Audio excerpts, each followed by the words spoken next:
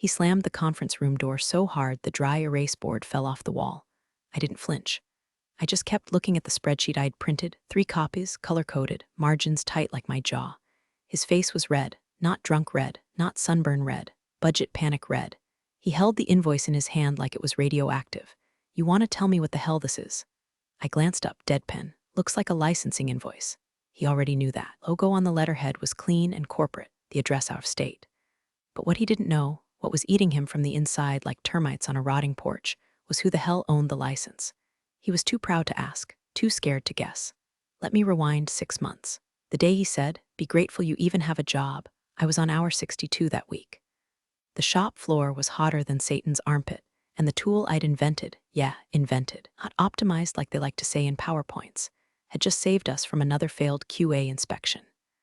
I remember him standing in front of that fan, arms crossed like a high school linebacker, whose glory days were 2 divorces and a DUI ago. He said it without blinking, like he was doing me a favor by letting me build multi-million-dollar fixes for the same salary I made 3 years ago when I was still begging for overtime. So I nodded. Quiet. But my rage grew legs that night, and those legs walked straight to my garage. My garage was full of secrets. Old motorcycle parts, a half-finished bar stool I started when my marriage was still warm, and the prototype of that tool. I'd called it razor frame internally, don't ask me why, maybe because it sliced setup times like butter and held tolerance so tight it scared our QA guy into early retirement. What they didn't know, final version didn't have to be company property. See, during the original build, I used personal tools. My home laptop, my off-the-clock hours, and most important, HR never got me to sign the IP waiver. Their systems crashed during onboarding, and Becky told me, "We'll do it later." Later never came. And while they were busy slapping company logos on trade show slides, I was emailing a patent lawyer in Arizona who works for cheap and fast if you send whiskey with the retainer. Muffin, LLC got born in April. Patent filed in May. Licensing structure finalized in June. All quiet, all legal, all mine. Then I waited. Let them get addicted to the tool. Let it become essential. I even sent in a bug fix update through the anonymous dev team email I'd created just to play them. Meanwhile, I set the trap. The company tried to scale razor frame to the Mexico plant. They triggered the royalty clause I'd buried halfway down the license text. Minimum 5-figure monthly due per location past the original. And now here we were. Him holding the invoice like it was laced with anthrax. Me sipping day-old black coffee like it's fine wine. He sat down, didn't yell this time. He whispered, "Do you know who's doing this?" Let silence breathe between us like a third person in the room. He stared at me, eyes narrowing, then darted to the specs on the invoice. Small print, legalese, then he saw it. Inventor, JT. Merrick, his lips moved but no sound came. Like his ego got hit with a tire iron. I smiled. Just a little, just enough. He didn't say anything for a full 30 seconds. Just sat there, blinking like someone unplugged his brain. His hand hovered near the invoice like it might bite him again. I watched the gears try to turn, but he couldn't wrap his MBA brain around one simple, rust-covered fact. The guy he humiliated in front of a dozen execs. The guy he denied a raise while buying himself a new Harley. The guy he called replaceable in the middle of staff lunch owned him now. And I didn't need to shout. The silence screamed for me. He cleared his throat like it owed him money. "Eric, you filed a what?" His voice cracked halfway through. "You licensed the razor frame system. You're the inventor." I stared at the framed photo behind him and the CEO holding up a fake gold plaque that read Innovation Excellence 2022. I remember when they gave it to him. He read the speech I wrote. They didn't even invite me to the awards dinner. So yeah, I nodded. Yup. Why the hell wouldn't you tell us? You work here. That's our tool. I shrugged. Funny, y'all made it very clear I was just a cog. I figured you wouldn't care who made the wrench. He stood so fast his chair cracked against the back wall. You sandbagged the company. Wrong, I saved it. Then I charged market rate. You just never read the fine print. He stormed out. I heard his dress shoes screech on the linoleum all the way down the hall like a rat trapped in a vent. 10 minutes later, the CEO was standing over my desk, his time with legal in tow. She had that fake-friendly grimace corporate lawyers wear when they're trying to act like you didn't just screw their quarterly forecast with a ballpoint pen and a $2 notary stamp. "We'd like to discuss a possible acquisition of the razor frame license," she said. Voice calm, calculated, but her left eyelid kept twitching. Panic lives in the details. "Sure," I said. "You can submit an offer through Muffin, LLC." The CEO blinked. Muffin. Muffin was my dog. She died before anyone at this company learned my first name.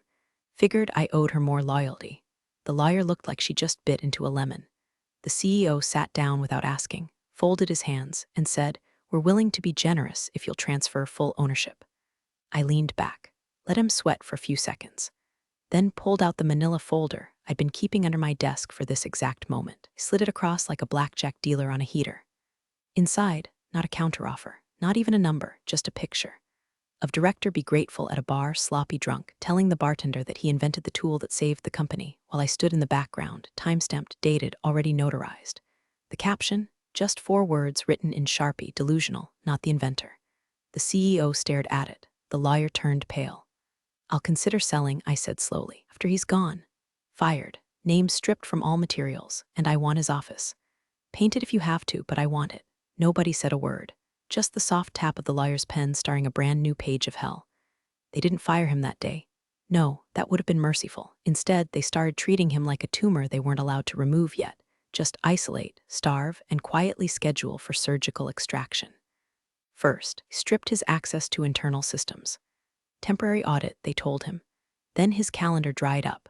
No meetings, no invites, no more pretending to be the wizard behind the curtain, just a sad man behind a desk with a locked laptop and a cold cup of status. I know this because they moved him 2 floors down, next to the janitor's supply closet. No nameplate, no window, a desk. That's it. Walked past his new office the next morning with a donut in one hand and a bounce in my step I hadn't felt since 2017. He was staring at an unplugged monitor like it owed him an apology. "Morning," I said, licking powdered sugar off my thumb. "Find a new job yet?" His eyes darted up. Red, glossy, but he forced a smirk. "Enjoy it while it lasts." "Oh, I plan to," I said. "Every last billable minute." By the end of the week, corporate signed a 3-year licensing deal with Muffin, LLC, at double the initial rate. You know why? Because I'd signed 2 other companies just like ours. Competitors. One of them in direct talks with our biggest client. Suddenly, Razor Frame wasn't just a tool, it was leverage. And now I had all of it. That's when things got weird. One night, about 11 p.m., I'm in my garage fiddling with a next-gen prototype, Razor Frame Micro, smaller, smarter. No external power needed when I hear footsteps outside. Gravel crunch. Then a knock. It's him, Director Grateful, in a hoodie, looking like he just crawled out of a self-help podcast and a whiskey bottle. "You following me?" I asked. "No," he muttered, eyes sunken. I need to talk." I should have slammed the door. But I let him speak. "Curiosity's a mean drug." "I'm losing everything," he said. "They're not letting me near the board. HR's ghosting me. I've got 2 kids in college, man." I leaned against my workbench. "So what? You want sympathy?" "An apology for doing my own paperwork." "I want in," he said. "You're blowing up. You got deals coming." "I can help. I know the buyers. I can pitch." "You want a job?" I asked deadpan. "At Muffin LLC?" He nodded. "I'll take whatever, even contract. Just don't leave me out in the cold like this." I walked over, picked up a small stack of papers from my shelf. Old resume? His. I'd printed it weeks ago after watching him bungle a demo pitch on Zoom with his mic muted for 20 minutes. "You ever wonder," I said, flipping the pages, "why I didn't just leave when you denied me that raise?" He blinked. Didn't answer. "Because I wanted this," I said. "Not revenge, reversal. You sit where I sat, you beg, you wait, you stew." I handed him the resume. He took it with shaking fingers. Then I pointed to the bottom. Sticky note, attached in bold red ink, denied. "Be grateful you even got a door to knock on." I shut the garage door and turned off the light. Monday morning, his parking spot was gone. Literally, sign yanked out, curb repainted. I watched him circle the lot 3 times before surrendering to a space 2 blocks down, dragging his briefcase like it was full of bricks and regret. Inside, the rumor mill had teeth. HR was restructuring, which is corporate speak for "we're digging your professional grave," but we haven't finished the tombstone yet. The man who once barked orders across the open office now crept in like a substitute teacher nobody respected. But I didn't gloat, not publicly. I kept my head down, my emails dry, and my meetings full. Razor Frames licensing put me in every strategy huddle, every product call, every finance update. They even offered me a title, Senior Innovation Liaison. I declined. Told them I preferred consulting inventor. Nothing says untouchable like not needing a title to own the room. The CEO stopped by my desk later that week, all smiles and executive backpats. "We've never seen this level of outside interest," he said, gesturing to the growing queue of potential licensees. "You're a genius, Merrick. We're lucky to have you." I smiled politely. I remembered the time that same man couldn't pick me out of a three-person lineup.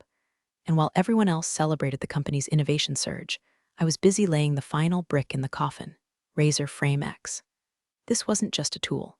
It was a system, modular, AI integrated, could adapt to different line specs without reprogramming. It could replace 5 existing tools. I demoed it for one client privately. Their COO nearly choked on his cigar. Knew then I wasn't just ahead of the curve, I was the curve. Meanwhile, Director Grateful was unraveling. I caught him one day in the break room staring blankly into a coffee cup, whispering to himself. He looked up, saw me, and for a split second, just a flicker, I thought he might cry. He tried cornering me again. In the hallway this time. You're really not gonna let me in, he asked. Not even on the next version. I tilted my head. Guy who once called my ideas tinker toy crap. You want a seat at my table now? I was under pressure, he snapped. I had quotas.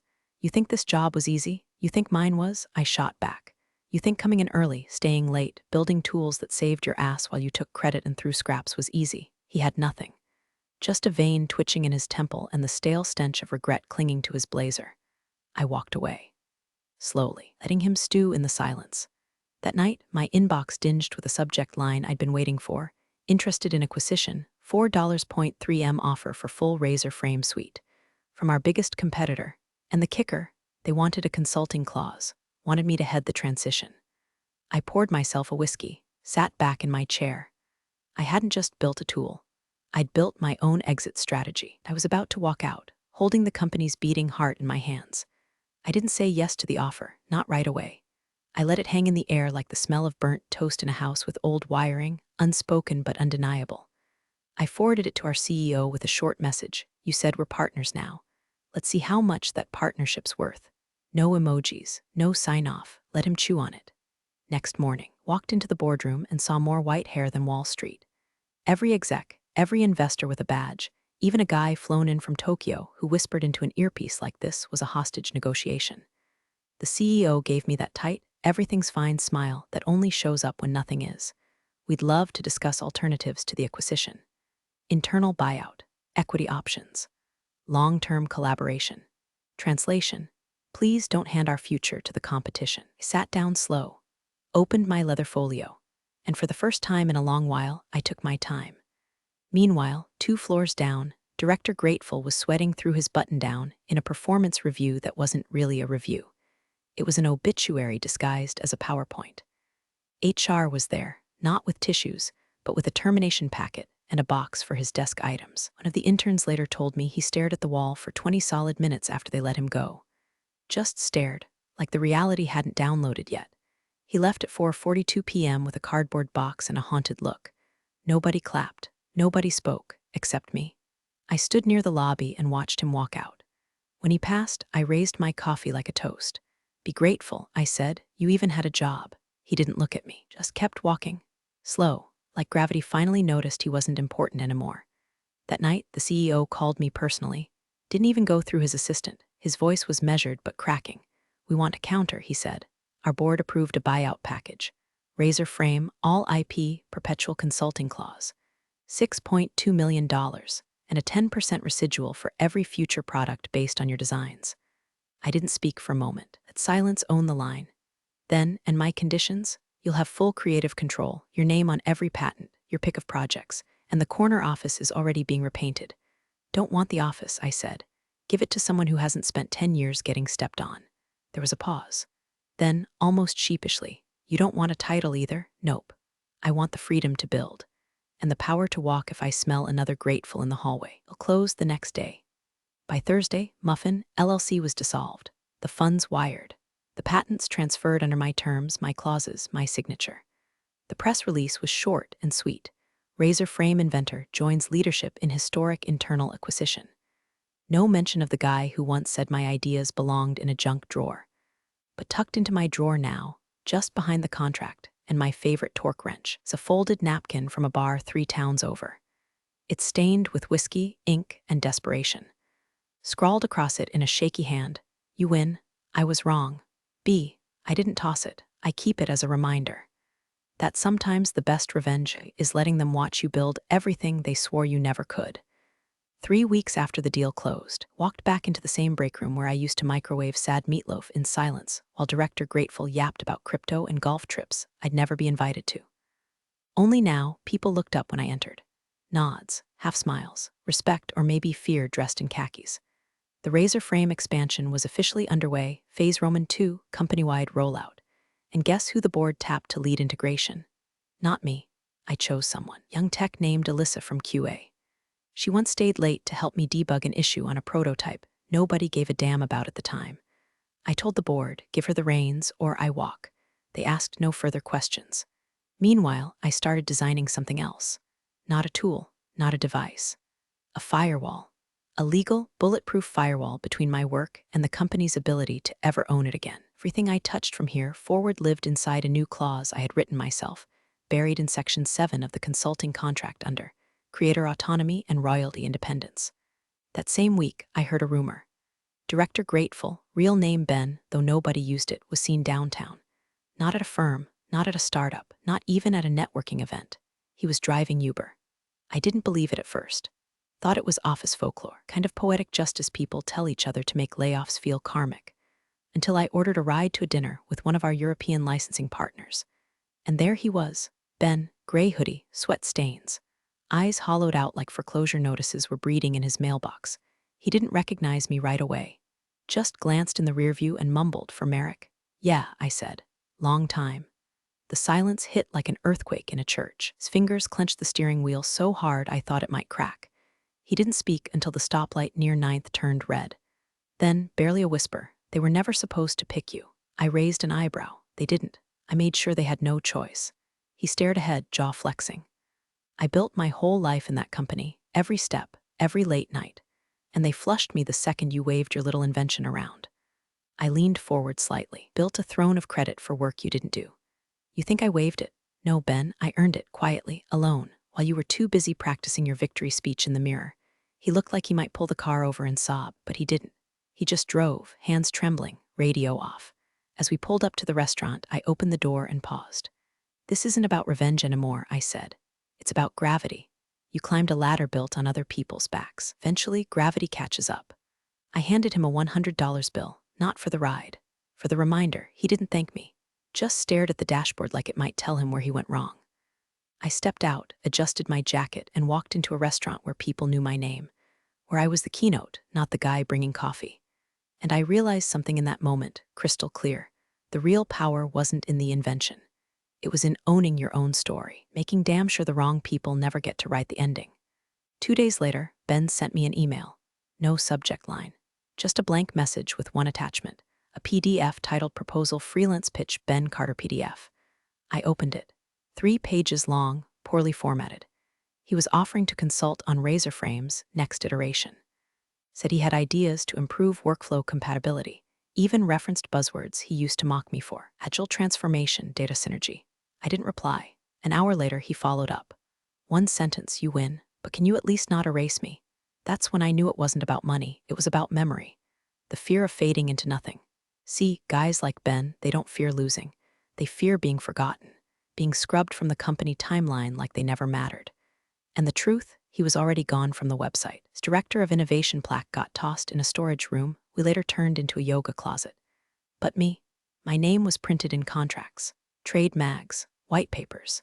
Hell, we were prepping a keynote where I'd be introduced onstage by the CEO. I forwarded his email to legal with a note, decline professionally. No further engagement, because I wasn't going to throw him a lifeline so he could claw his way back into something he never respected. Didn't want redemption. He wanted relevance. Meanwhile, Razor Frame X went beta. 3 companies signed early adoption contracts totaling 7 figures. Alyssa led integration like she was born for it. I made sure her bonuses got doubled and her name went on the internal patent filings. No one questioned it, because now, when I said something, people listened.